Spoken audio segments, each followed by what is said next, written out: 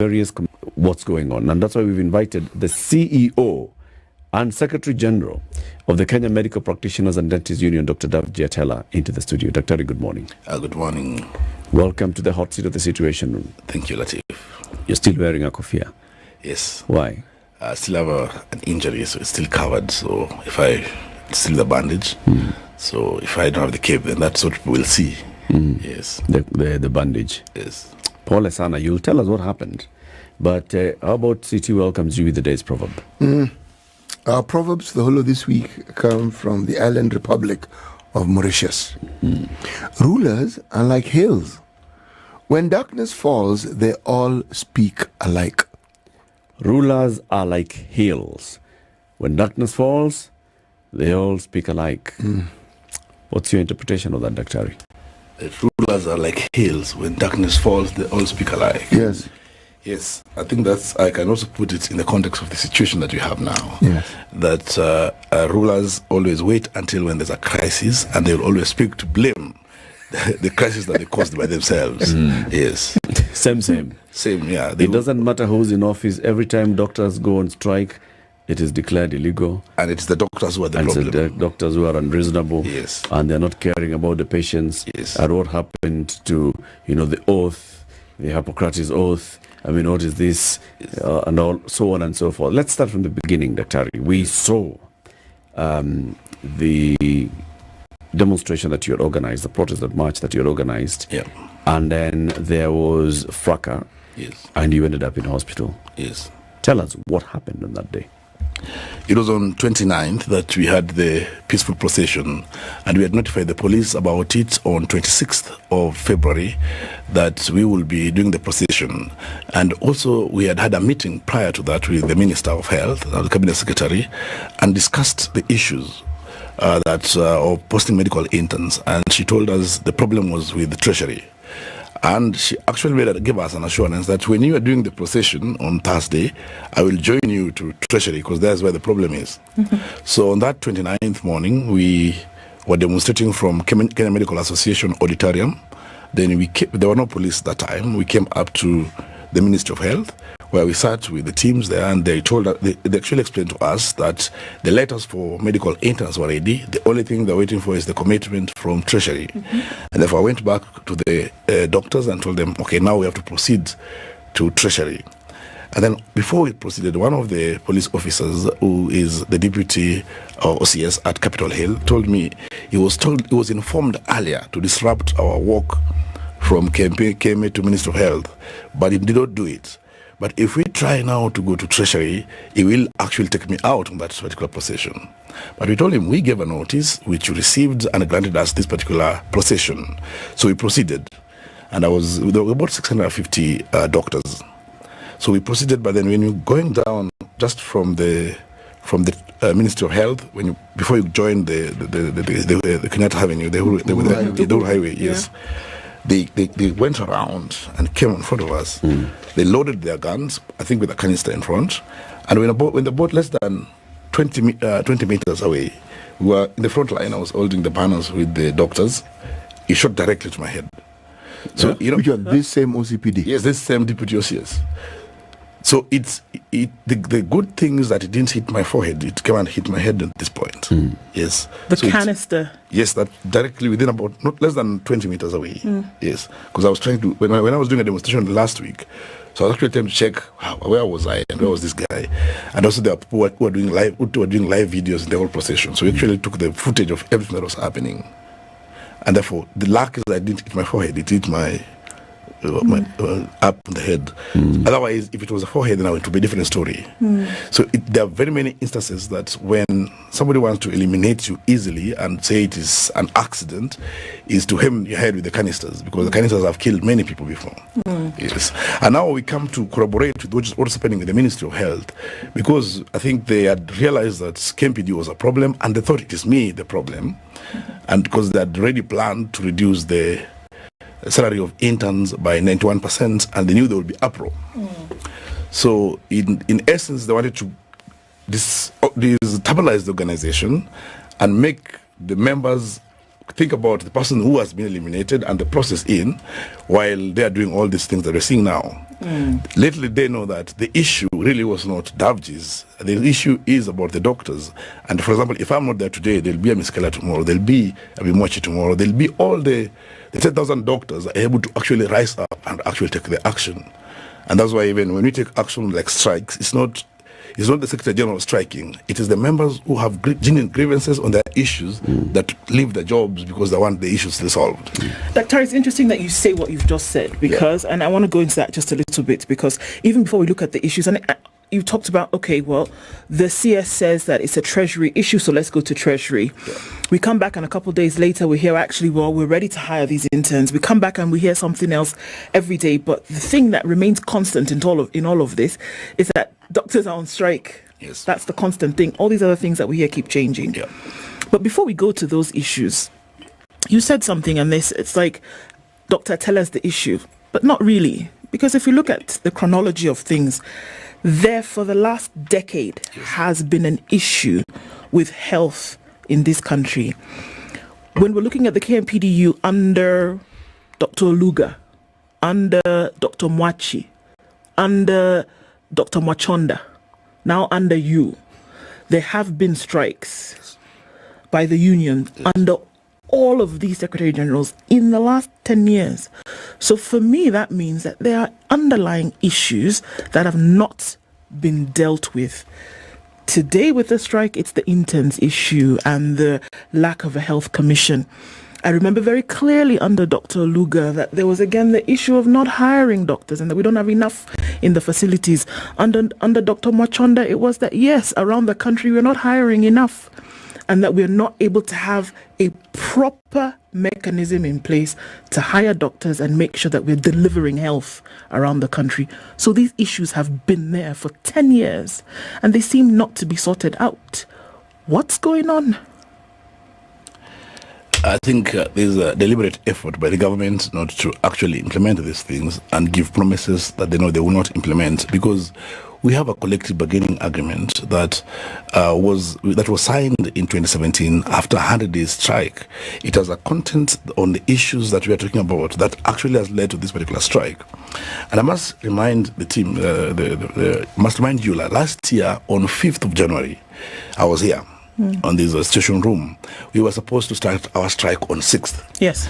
We had met with the Council of Governors and the Minister of and the Cabinet Secretary of Health that time, Honorable Susana Kumicha, and we signed an agreement which was now putting all the issues we have into timelines on when they will be implemented.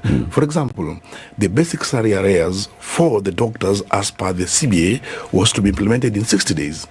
The issue of interns was to be sorted out such that no more interns will stay at home for more than a year. They were to be posting them in every January and by every June. We had talked about the issue of comprehensive medical cover. They say that's one they were going to sort out immediately for all the doctors. We talked about postgraduate training. In our matrix, they indicated that this one they're going to commit immediately and sort it out. The issue of employment of doctors, the Council of Governors and the Ministry of Health and Treasury together agreed that yes, we need to drive universal health care. How are we going to do this? We must have a plan to employ doctors annually. After this particular matrix, we did not see any engagement. We were forcing meetings with government across the year. But then on before Masuja Day on 20th of October last year, there was this what is called Kelechi Declaration, where the government put on a plan to sort out the issues of human resource in the country, where they gave also a raft of the same thing of our matrix and gave timelines.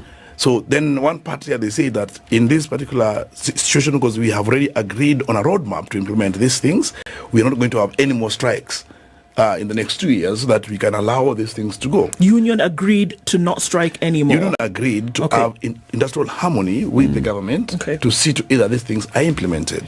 They gave timelines for these things. All the issues that were outlined by January this year, none of them had been done, and almost all of them are out of time. So we came to realize that there has to be a way to make things happen.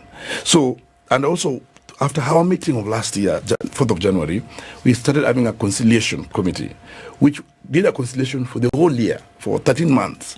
Yet, by law, it should be 30 days. So when we gave a strike notice on 6th, it was a strike notice that was coming after 4 demonstrations within the town to actually demand posting of this medical interns. It was a demonstration that was coming because Social Health Insurance Act is in place now, and it has left all the doctors across the country without comprehensive medical insurance. Yet, the medical allowance that they earn every month they relinquished it for government to give them this comprehensive cover. It's not a favor that they're asking for. They don't have the medical allowance that they give out, and also they pay the statutory deduction as NHIF or as SHIF, but they don't have any comprehensive medical insurance. To the point that most of the doctors, actually, we have to do contributions for them to actually access care.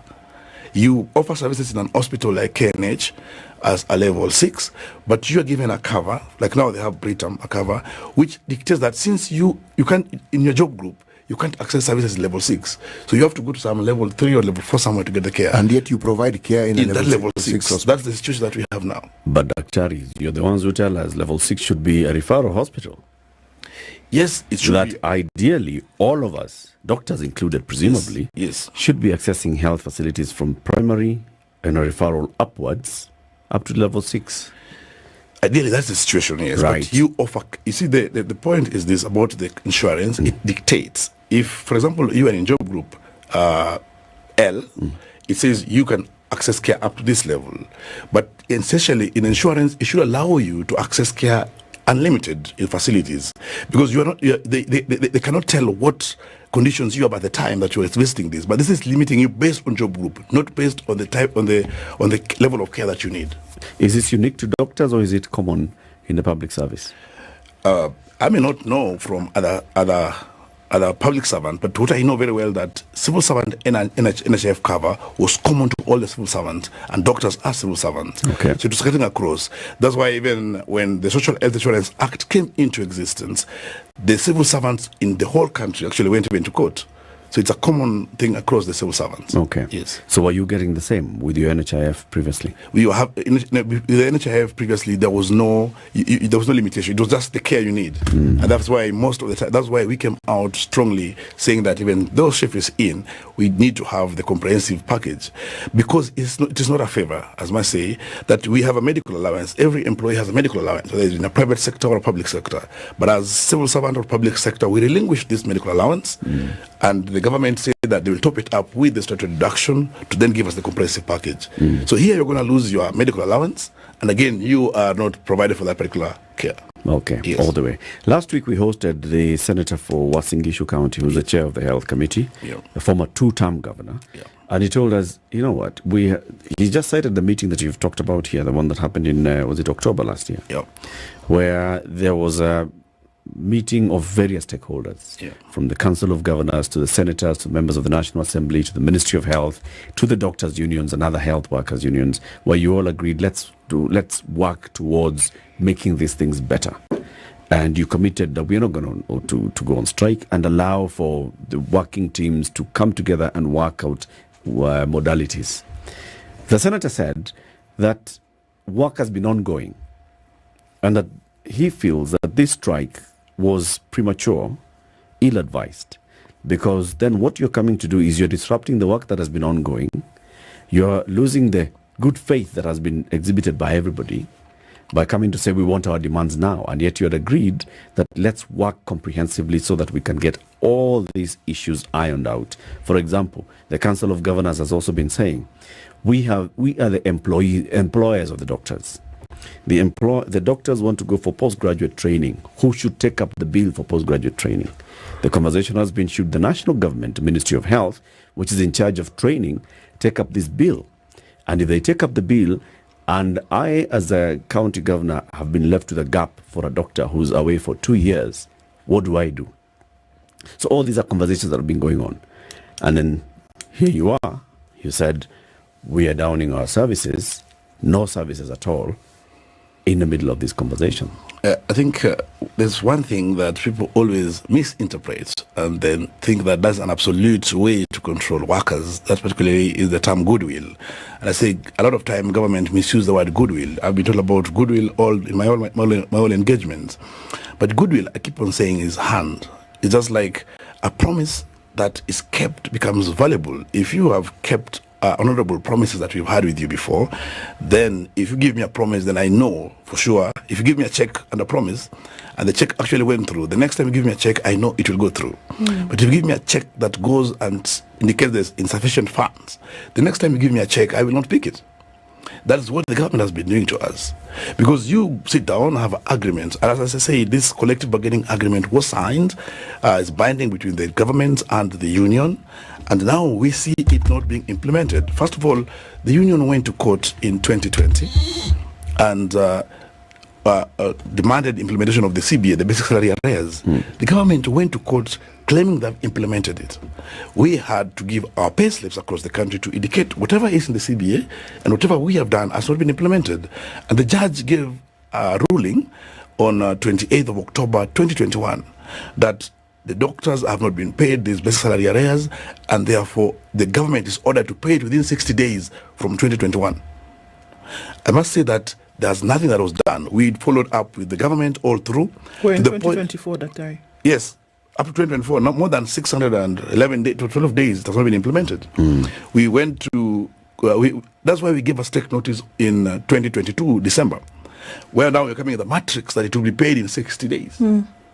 Today, when we are meeting them over this issue, they say, okay, this is should be paid by counties. They now talk of counties and national on the issue.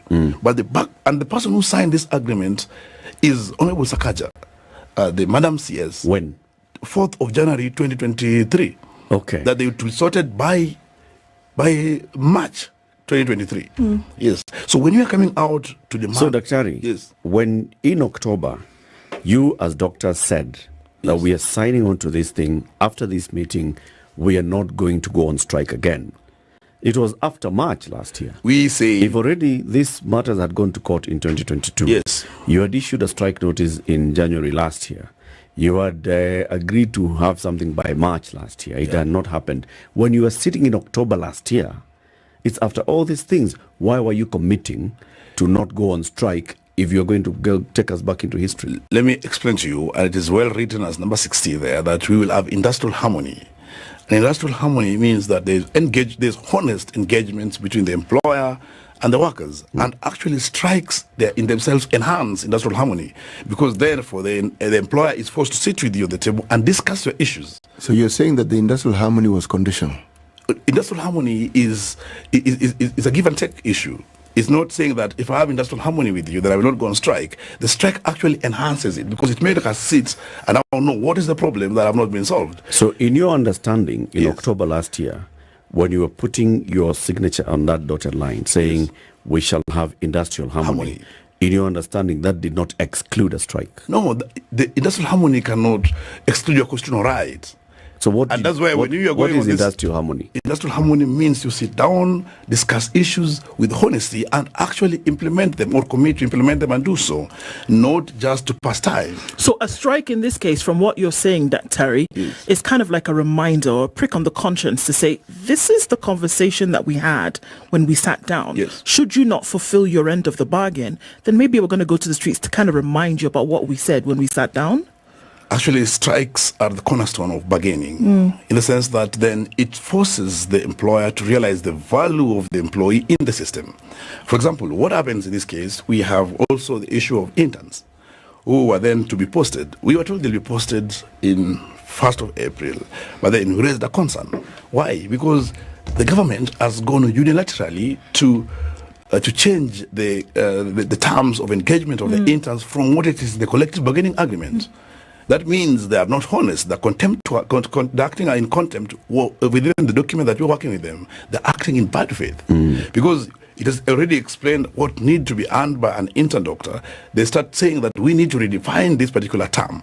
The term has been in existence for the last 60 years. It's not a term that is only common to Kenya. It is the same term in Australia. It's the same term in South Korea. It's the same term in USA. The term medical intern. Medical intern. It does not change the work that they're doing. Yes. But here now they say, no, we have other interns in the country that are getting 25,000 or 35,000. Why are we having these interns getting this amount of money? Now we have to reduce it by 91%, forgetting that there is a CBA that anchors the terms of engagement of these particular doctors. Let me ask this question. Yeah. What really is the problem here? Because every time we have this discussion, there is then the matter of, well, health is devolved. So this is a county problem. So then the question is, so where does the national government come in when it is a county problem? And yet, everything that you say simply relates to doctors. So who is it that we are holding responsible for this? I think it's a ping pong game of the government and the way not to be accountable to the issues. Because when you talk about healthcare, the universal healthcare agenda is an agenda of the president, and it is being driven by the cabinet secretary, not by the governors in the counties. When you talk about health being the accessibility of health, it's a government issue. But now the government always decides to know where to direct workers when these times come in. Because I saw even yesterday where Governor Sakaja was telling other governors that we are the employees of these doctors and they need to return to work, or otherwise they face being sacked. We've had governors speaking like that before, but these governors come and go. We remain in the system, I must say. And one very important thing is that the same governor who was speaking like that is the governor who sat down with me and the CS to sign the document on the commitments of implementing this thing for all doctors across the country, because he was the chair of the Labour Committee in the Council of Governors. We must look into it, that where does finances come for this particular thing? Because when most of the time, like what we are demanding in the CBA 2017-2021, the arrears that are owed to doctors for 7 years, I have told governors that if a governor feels like he wants to intimidate or victimize any doctor, he should just hit the doctor's account with that arrears. Just go pay those doctors the arrears of 7 years and tell us, hey, me as a governor, I've already paid them. They should be working. Because each and every county signed this CBA. And if no governor has paid them, they have no moral authority to actually say, no, these are my doctors. Because we know that all our taxes goes to one basket. That is the exchequer. The county government say that they do our salary delays because there's delay of funds from the exchequer.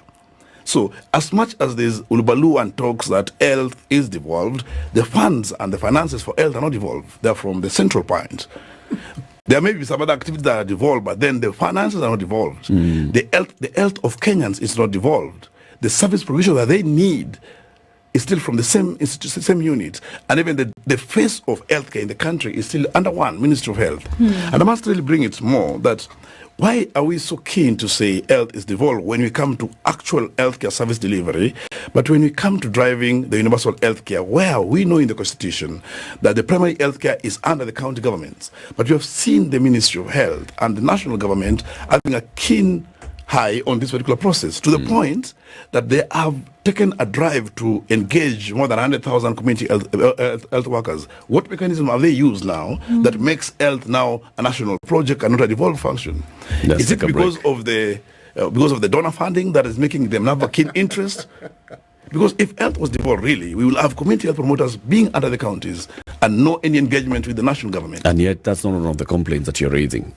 I have an issue with that as well. Yeah. As doctors, why aren't you raising that as an issue? Dr. DAVJI ATELLAH is the Secretary General of the Kenya Medical Practitioners and Dentists Union. He's our guest today. Doctors are still on strike. What day is it now? Day 12. This is the 12th day of a strike by doctors countrywide.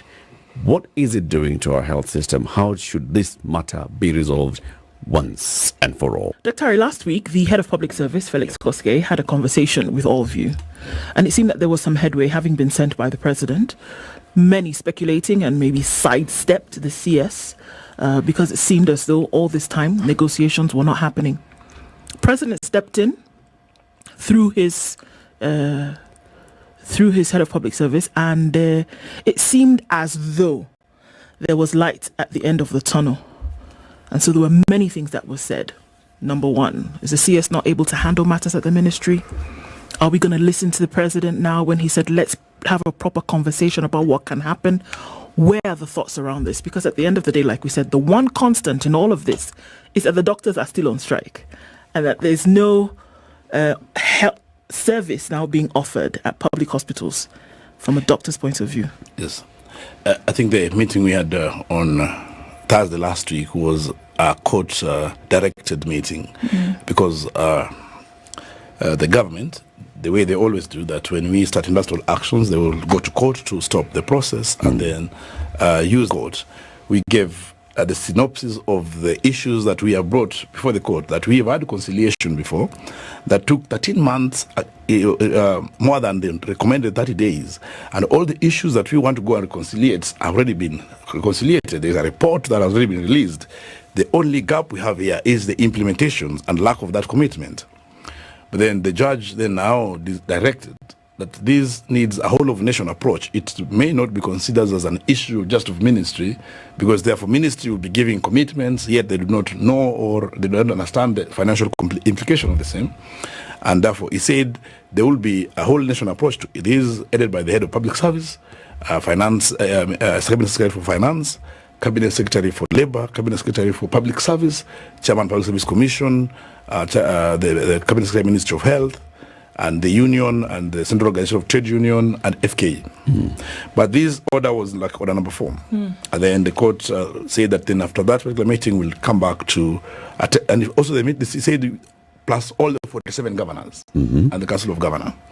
So therefore this meeting was convened pursuant to that particular order of the court. So when we went that meeting, I think from the Council of Governors, there was only one governor, who was the governor of Nandi. The rest of the governors did not turn up for the meeting. But then we had all these particular ministers, or the cabinet secretaries and the team.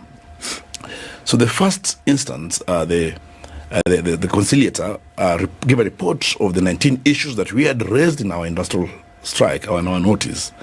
And therefore, the team agreed to convene a subcommittee, which is made of 13 people, to look into these particular matters and prioritize them into short-term, medium term and long term, and also the resolution. But one fundamental reason why the judge sent us to set up this particular committee is because he said these are perennial issues that warrant a serious effort to be implemented. But in our meeting that we had that night, it was just reading those issues. There was no plan yet for implementing them. And based on what I said, goodwill is earned from previous commitments that actually get fruitful results. We've had commitments before. So the things must be given results. There's some things that we cannot say it will be done. They have to be done. There are some things that we must actually see the outcome of them, especially those things that we over discussed with government. These things like where they're contravening the CBA on interns. We don't need, because they were saying now we need to change the name, 2 months policy. We don't need that. We need them to print letters for the interns as per the CBA, because they're the ones who are now who are going through the back door to change that law. The things of our basic salary arrears that was signed in 2017, that was ordered by court in 2022. We don't need to wait about that. So what did you tell them in the meeting? Exactly what I'm telling you. So it doesn't matter who's sent on envoy. It doesn't matter who's saying, let's come to the table properly. We are on the table. We are saying we're on the table. But what we are saying essentially is that the things that we have agreed to, from what I hear you saying, the stipulations of the 2017-2021 CBA are yet to be completed. Yes. It doesn't matter if God himself comes from heaven and says, let's talk. You'll say, that's great, God, but this is a CBA. Let's implement it. No, but if when God ordained things. Well, I mean, it's an example that I'm giving, but because this is where my question came from. Let's remove God. Let's put the president. Let's say the president, If the which president is exactly what happened. This is exactly what happened in the person of Felix Koske, who came and said, guys, let's talk about this. But you've said, yes, we are talking, but what we are saying is 2017-2021 CBA. Let us mark the stipulations of it and complete it. And let's deal with these other issues which you have said you agreed to the implementation of. Is that what you're saying? Yes. Actually, what happened is that on that particular evening, on that night, there was nothing that was offered to us from the government on the 19 issues that we addressed. There's nothing absolutely that I say, no, this one I'm going to do this time, from number 1 to number 19. And therefore, that's why the things were sent to the subcommittee. But so it is almost an impossibility by us putting these particular issues in the subcommittee and asking us to suspend the strike. Because we know, and we have understood this particularly all the times, that when we go back to work and say, fine, let the committee handle this thing, it will take another 1 year, like it did last year. Because we were in good faith and suspended the strike before it commenced last year, and it took 13 months to solve a 30 days issue. So therefore, what will make it a difference that if we really suspended this particular strike and say, fine, there's this committee which has been set up, and to give you a bit shock, the multi-agency committee that was set up in this meeting of Thursday are the same people in the multi-agency committee that was sorted out, that was set up last year, April. So really, the persons that are going to really handle these things the same. So they have institutional memory. They have institutional memory. They understand the issues. That's why, to us, we believe that if there is commitment from government, they have to tell us, this is, we're sorting this time. When is the first meeting of the subcommittee scheduled? They met on Friday last week. Then that report was presented to the head of public service on Saturday. They are meeting again today. Yes. Another one today? Yes, at 3 p.m. What do you expect to come out of these meetings? I expect a resolution to the issue that you have set up. You know, it's not right to call me for a meeting, for example, and you have had a strike notice for 7 days on the issue that we want to be implemented. Then you ask me what is the bare minimum of them. It is important, as a person who has read this thing for 7 days and has seen a notice, has been seen the strike going on for 10 days, to say from these issues I can implement this and this. Because then that means there's genuinity, there's honesty. But we have been getting the flip side. You meet the minister and says, no, these things will be sorted. We have progress. You meet the Minister of Labour, they tell you, no, there's progress. There's goodwill. You meet this other team, they ask you, what is the bare minimum? So all the things we put in a strike notice to us is a bare minimum. It is now the employer to tell us what out of this. For example, the particular case here, we have doctors who are employed on contractual terms in Kenyatta National Hospital, where they're paid a third or a quarter of salary of the other ones on permanent and pensionable terms. We have the same in QTRH, we have the same in MTRH. These doctors, despite they know that they are on casualization, and they're convinced that the terms they're in is contravening the existing laws, both ILO conventions and the existing labor law in the country, they risk to go on strike. So tell me, how would I call off a strike or suspend a strike when this doctor is not sorted? It means I'll be hanging this person. So you see, therefore, to me, the things that are right in the strike notice are all bare minimum. It is now the government side to look at, because those are things that can be changed within a second. They can all be done. Yes. I want to understand something. In this meeting that was held with the head of public service, Felix Koskei, among those that attended were cabinet secretaries. Of course, the cabinet secretary for health, I saw her there. I saw the cabinet secretary for labor. I also saw the cabinet secretary in charge of public service, right? The principal secretary in the National Treasury was present, I believe, right? Yes. And then there were senior directors from the Ministry of Health, the Director General for Health, and others were present. All doctors, plus yourselves. When I saw the head of public service come out to talk about, the terminology intern and versus we were confused and we were seeking to understand, I asked myself, why would a cabinet secretary or senior government officer, public officer like a head of civil service not understand what a medical intern is? Is it that the people at the Ministry of Health do not understand what a medical intern is? They are doctors. Did they not go for internship? What was this issue? What was being discussed in that room? When the question was raised, how was it framed? The doctors working at the Ministry of Health sometimes happen to be let down in this particular conversation because they act like puppets and remote-controlled individuals in their dispensation of duty, because they understand and they know these things. And in fact, in the meeting that we had with the CS, when he told us they're going to change the interns policy, the person who was to be in charge of that was the Director General, who knows that there's CAP 253, who knows that there's CAP 244, who knows the definitions of intern and the duties that they do. But in this particular change of policy was a reduction of the salary by 91% for them to be like other interns. So I think it is just, it's more of a top-up approach on the issues here, whereby the minister is made believe that these particular interns are earning excessively beyond the job that they do, because she doesn't know. It's not because she knows, and therefore she feels that these interns need to earn this particular amount of money that's pegged in this direction. And therefore she tells the technical persons to make it be as she has said. Okay. So therefore, because these people fear, or because they cannot be honest with themselves, they adopt that to be the approach of conversation. Again, I still don't understand. Yeah. Okay. So the cabinet secretary who joins a Ministry of Health, Yes. she's not the first one. There have been others before. There have been other principal secretaries. They find the technical people who understand Yes. the health sector. And we start from the Director General of Health Yes. downwards, doctors. In this administration, we have people who are advisors to the president Yes. on matters of health. What doctors? Doctors. Yes. How is it possible that a government can actually sit down and say, we don't understand what this intern is doing. Why should this intern be paid the same as this intern? And yet, these are interns who are in law. The other interns who come out of a university to go and they're doing communication. There's no law on internship. But for doctors, there's a law on internship. There is law in. Are you telling me that the doctors who are advising the president are not being heard? The doctors who are running the Ministry of Health are not being heard? There'd be confusion even on what medical intern is. The technical person or the chief of staff or the cabinet secretary is a doctor and was a chairman of our union in one of the branches. So you get the point. So when we are saying that it may not be from the adversary aspect of these doctors, because the first interview that was done by the cabinet secretary in Jeff Konange Live, he lamented strongly on interns remuneration. In the first particular intern, that was done on 22nd of November 2022. And therefore, 2 years, 16 months later, this is now being reflected with disregard to collective bargaining agreement, disregarding the existing the laws that actually support this.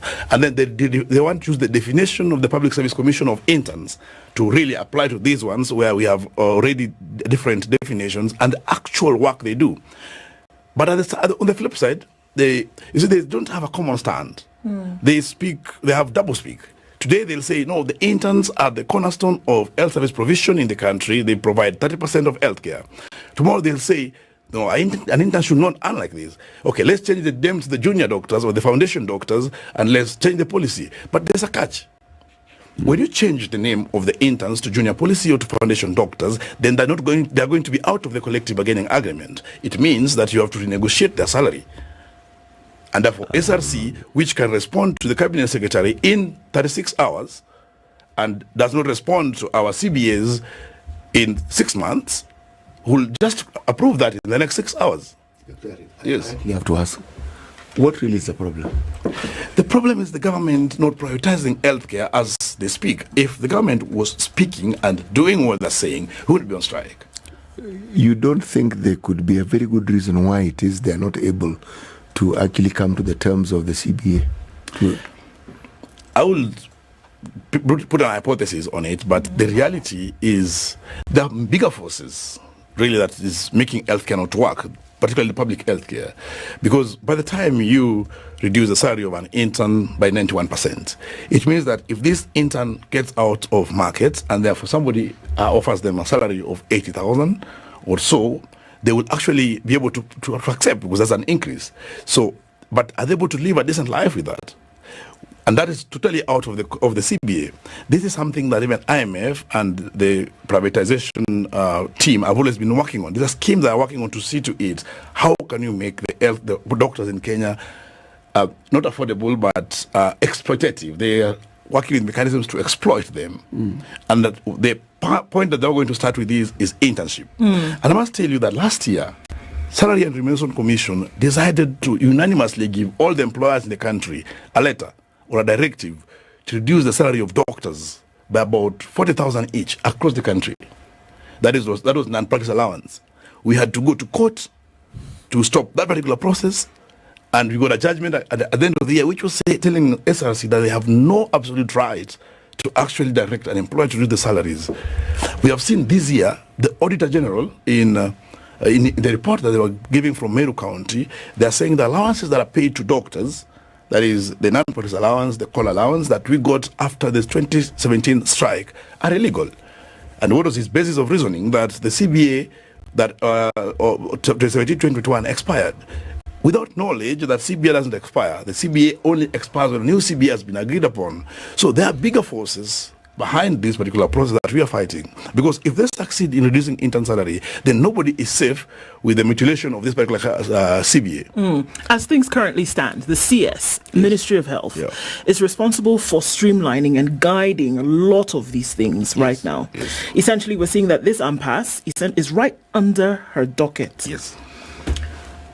As things currently stand, do you see that this will be sorted under her? Will she be able to sort this out? Do you think that that will happen? I can absolutely say that she may not be able to sort out these issues because she is the one who has brought the problems. And why am I saying that? Because when you know there's a collective bargaining agreement that is in existence and you decide unilaterally to change or to disown it or contravene it by reducing the terms of engagement of interns by 91%, it means you don't respect that collective bargaining agreement. Therefore, how are you going to resolve it? Number one. Number two, the issue of postgraduate training. We know very well you have had commitments before that these doctors' fees will be paid because they are bonded by the county governments. This was done in our agreement of January 4th. And you realize that 1.5 years later, this has not been done. So if you don't understand the issues and you give commitments to them and you go and trample on them, then you have no goodwill whatsoever to actually sort them out. It may not be an issue. It is both an issue of goodwill and the issue of capacity. And sometimes when you have goodwill for somebody who doesn't understand the issue, it becomes a bit problematic.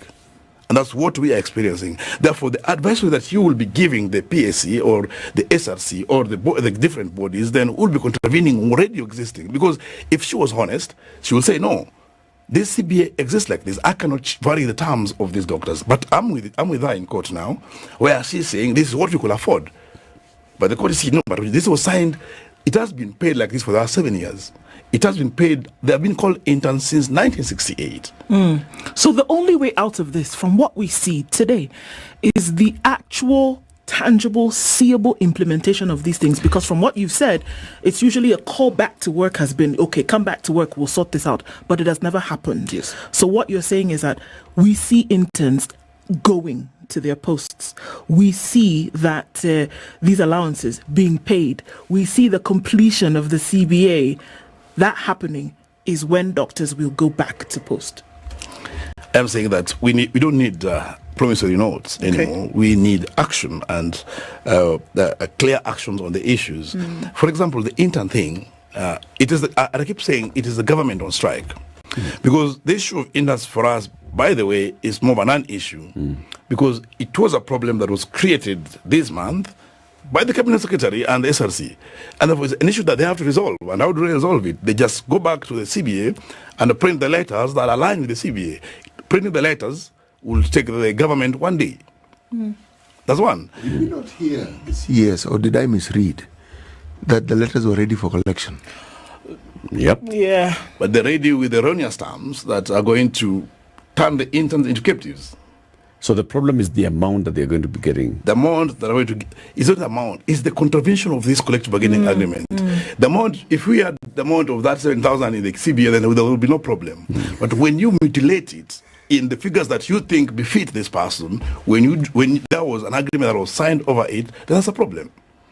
The issue of how much does the CBA say that an intern doctor should be paid? A basic salary of 42,970. 42,000. 42,970, and allowances that are attached to it. Okay. So this was capping all so the total comes to gross about 200, 150 thereabout. Okay, now depending on the location. Okay, now so what exactly did this letter that purportedly was ready?